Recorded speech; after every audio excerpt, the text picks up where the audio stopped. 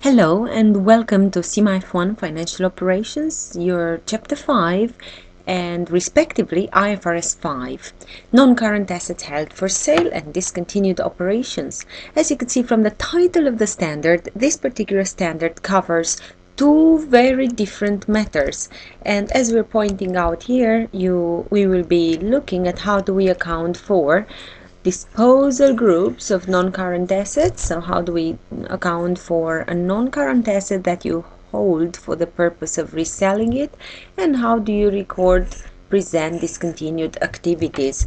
Ultimately, the way we reflect such information would help, because this standard is within the chapter of predictive values, would help to make information a better basis for prediction.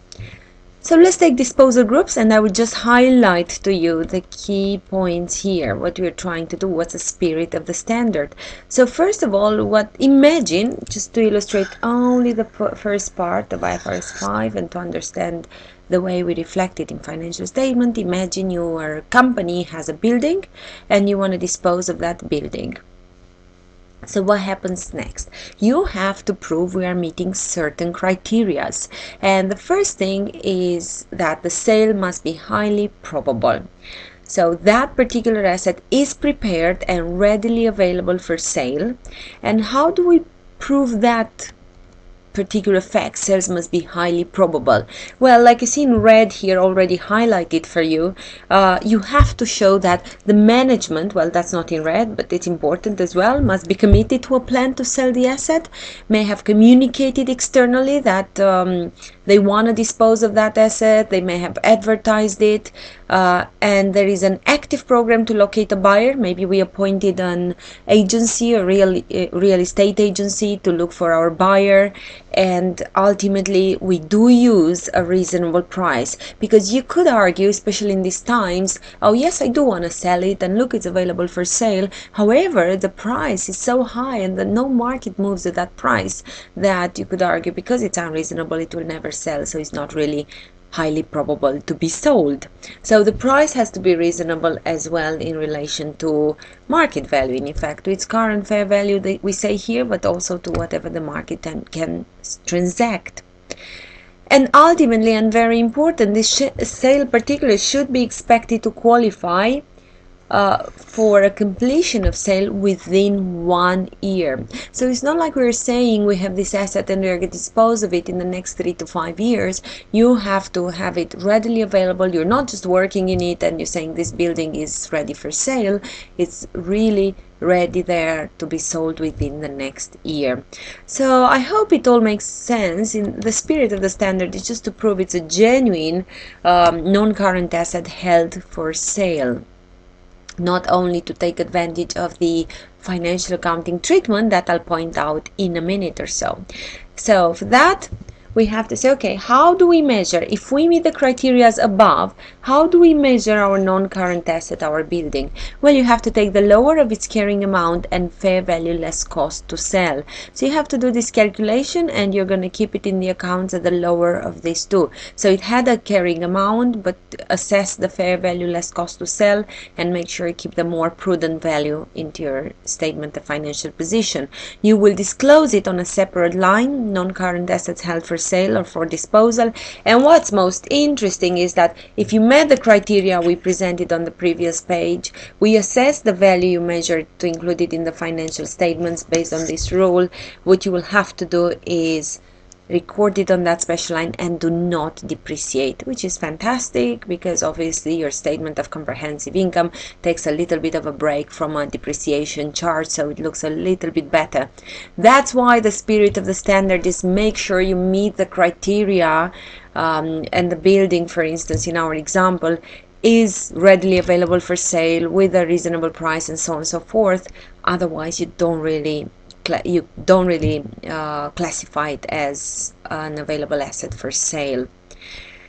Okay, so that was one part of IFRS 5, and in the same spirit you have discontinued activities that you would have to deal with and represent them in the financial statement with as much relevance as possible to the stakeholders, and to create as much as a possible base for prediction of future values in terms of financials.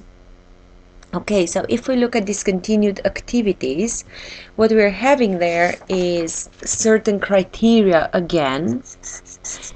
And let's use an example just as a background. Let's say one of these fast-moving consumer goods multinationals decide to let go of an arm of their business, detergents business, and let's assume it's quite significant. So what we have to go through, first of all, is to question ourselves in order to agree whether we need to present it in a certain way according to IFRS 5. That information is to say, is that particular line of business, the detergents business, does it represent a separate major line of business or geographical area of operations?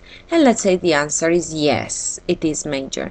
It is part of a single coordinated plan to dispose of a separate major line of business or geographical area.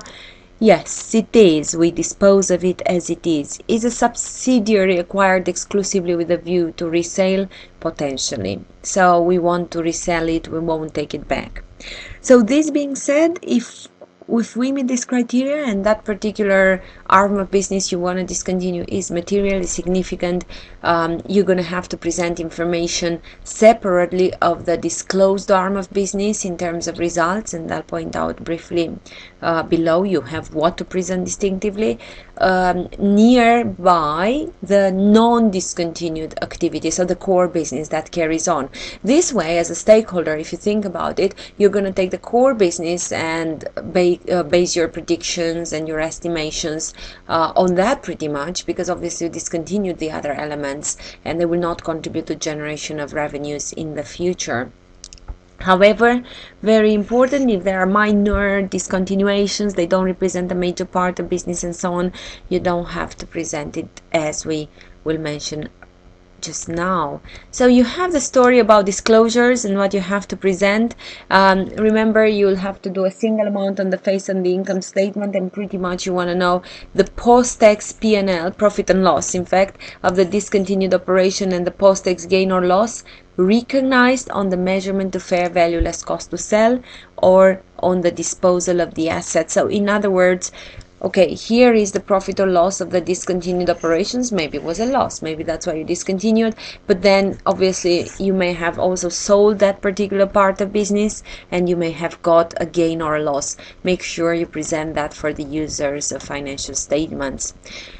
Ultimately, that part A, which we remember we said post-tax profits of discontinued operations, you want to have a little note somewhere, well, in your notes, of course, disclosing in more detail how did you get to that post-tax figure, and that means breaking it down in revenues, expenses, pre-tax, income tax split between current, deferred tax, so on and so forth.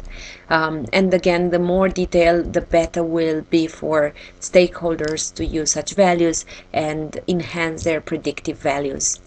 Well, that's your IFRS 5 in a nutshell. If it does come up, it will come for a few marks, 4 or 5 marks. So make sure you're familiar with the criteria of the standard, with the two major components that refer to non-current assets held for disposal and for sale, and also the discontinued operations presentation, and you will be fine. So good luck with prepping, and look forward to being in touch with you on the next videos. Best of luck.